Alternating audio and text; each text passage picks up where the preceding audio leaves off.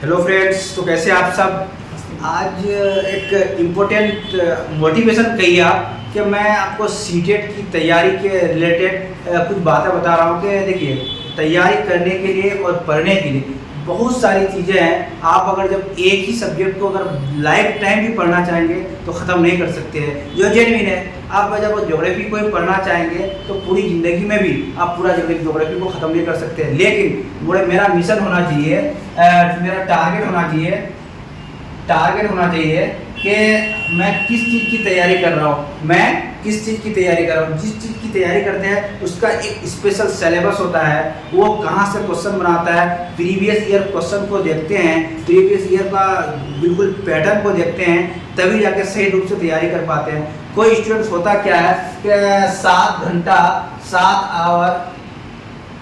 Hours पढ़ के भी अच्छा नंबर लेके आता है। कोई स्टूडेंट होता है कि 24 घंटा में आप 18 घंटा भी पढ़ के नंबर नहीं ला पाता है। इसका मेन रीज़न है कि वो सही रास्ते पे नहीं चल रहा है, सही रूप से तैयारी नहीं कर रहा है। तो इसके लिए मैं एक यूट्यूब चैनल बनाया हूँ जिसमें आपको सीटेट के लिए स्पेशल मार्गदर्शक के रूप में सीटेट में किस प्रकार से आप तैयारी करेंगे कि शॉर्ट टाइम में भी अच्छे मार्क्स लेके आ सकते हैं। क्योंकि CTET central teacher eligibility test जो होता है पूरा का पूरा पेडागोजी पे ही बेस्ड होता है। मैंने प्रीवियस ईयर के क्वेश्चन को देखा है और मैंने खुद एग्जाम करेक्ट किया हुआ है, तो उनमें देखा है कि ज़्यादातर ऑलमोस्ट 90 मार्क्स का क्या आता है, पेडागोजी आता है 90 मार्क्स। और मुझे पता है कि जनरल कोटे के स्टूडेंट्स को पास करने के लिए, क्वालिफाई करने के लिए 90 मार्क्स की ज़रूरत होती है। और टोटल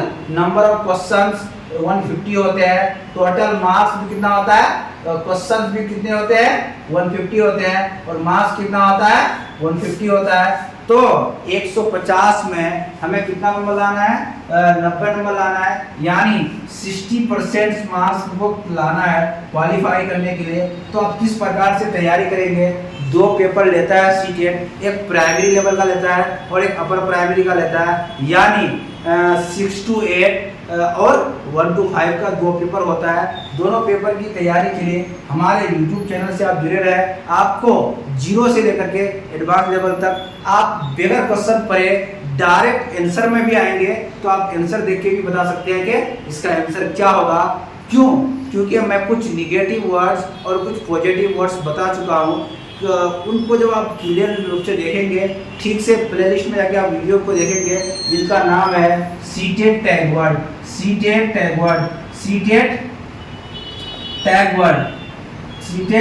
टैग वर्ड्स में जाके देखेंगे, तो वहाँ आप जब उस चीज़ को दिमाग में रखेंगे तो बिल्कुल भी गलत नहीं होगा। क्योंकि सीटेट जो होता है सारे बच्चों के डेवलपमेंट पे फोकस करता है। इसमें के बच्चा वास्तविक जीवन रियल लाइफ से जोड़ के ही सब कुछ करने से वो ज़्यादा प्रोग्रेस करेगा, ज़्यादा डेवलप करेगा। और दूसरी बात है कि उसको ज़्यादा से ज़्यादा मौका देने की बात कहता है कि आप जितना अधिक बच्चे को मौका देंगे तो वो उतना अच्छा एक्टिव लर्नर बनेगा। और दूसरी बात कि बच्चे को हमेशा एक्टिव रखना है, क्लास में बच्चों को एक्टिव लर्नर बनाना है। जब आप बच्चों को एक्टिव लर्नर बनाएंगे तो कुछ नया करके सीखेगा, नया कुछ करने की कोशिश करेगा, उसका माइंड डेवलप करेगा, वो उसका थिंकिंग जो होगा वो बढ़िया से सोच सकता है, वो अधिक से अधिक वो विचार कर सकता है किसी भी चीज़ के बारे में। तो कुछ मनोवैज्ञानिकों के बारे में हम लोग जब देखेंगे, सीटेट 4 से 5 मनोवैज्ञानिकों के बारे में अक्सर पूछता है कि उनका विचार कैसा था, वो किस प्रकार से सोचता था। जैसे चॉम्स्की हुआ, जीन पियाजे हुआ, लेव वाइगोत्स्की हुआ, कोहलबर्ग हुआ, इन सब के सिद्धांतों को मैं एक टॉपिक वाइज सारा देखेंगे। जब आप कंटिन्यू बने रहेंगे एवरीडे, यानी आपको कुछ नया सीखने को मिलेगा। अब जब कुछ दिनों के बाद या 2 से ढाई महीने के बाद अपने आप को आप नेक्स्ट लेवल में मिल पाएंगे कि सीटेट का जब आप प्रीवियस ईयर का क्वेश्चन उठा के बनाएंगे, तो मैं इतना गारंटी देता हूं कि आप 150 नंबर का जब सॉल्व करेंगे, उनमें से आपको फर्स्ट टाइम में लगेगा कि मेरा 100 पार कर रहा है। किसके द्वारा?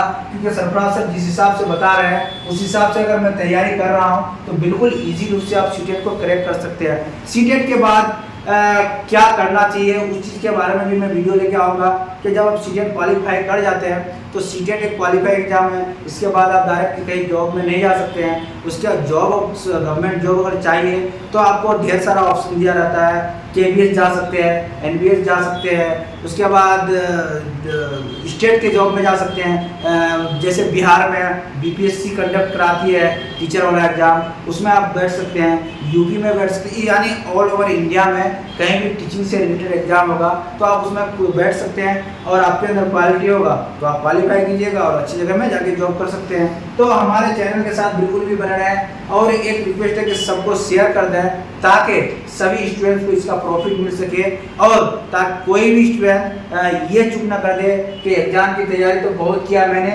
लेकिन एग्ज़ाम में किस प्रकार से एग्ज़ाम दें मैं बता चुका कि लैंग्वेज पेपर्स में अक्सर गलती करते हैं। तो लैंग्वेज पेपर स्पेशल उसी चीज़ को लेकर के एक मैं वीडियो बनाऊंगा कि किस प्रकार से लैंग्वेज पेपर का एग्ज़ाम देना है। थैंक यू, धन्यवाद।